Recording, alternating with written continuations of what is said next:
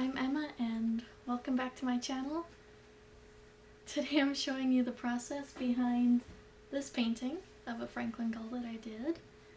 My last paintings that I did were a little bit too saturated and colorful for my liking.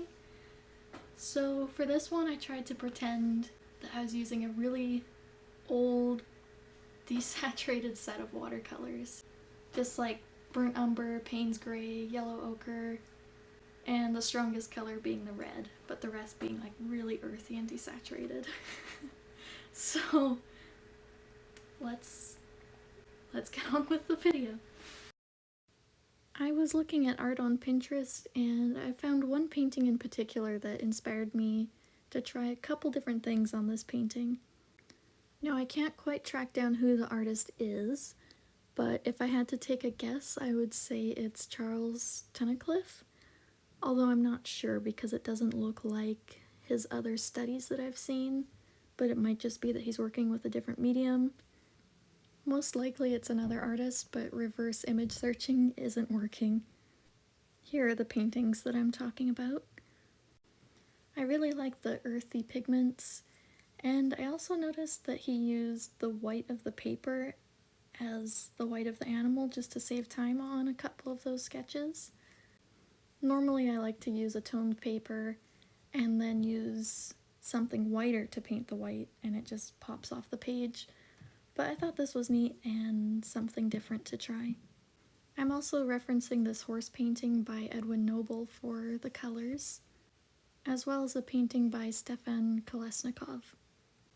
Starting out with this watercolor underpainting, I want it to be simple yet really effective because I want a lot of this underpainting to show through, and I don't want to have to work too much over it. For the red, I'm referencing this Kolesnikov painting, and trying not to go too far beyond the saturation that he uses. I've done a lot of master studies, so I kind of have a feel for traditional color schemes and the extent of saturation, but it's kind of handy to have a painting to compare to. It was at about this point that I started to wonder if maybe this painting was too limited a palette and that it was going to be this washed out, boring painting. But just adding a little bit of that yellowy orange that appears in my two reference paintings really helped it. Also continuing to build up some nice little textures, increase the contrast, and build up some color variation. And when I say increase the contrast, I don't really believe in messing with the adjustment settings for contrast and hue and saturation, so I'm just making things a little darker or a little lighter. In this case I didn't want to go lighter than the paper, so I'm just gradually pushing things a little darker. For the past couple months, at the start of each month I'll make a little list of my art goals, just so if one day I'm like not really sure what I want to practice, I can look at my list and be like, oh yeah, I wanted to get better at that thing. And pretty much every time I finish a painting, I look at the list. Yes, I can check off painting practice or animal painting or whatever, but then I always have detail practice on my list, and I'm never sure if I'm really attaining that goal.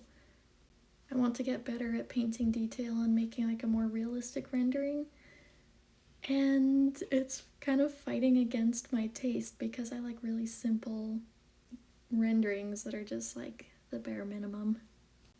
So I don't know, you tell me at the end of the video when you see this finished.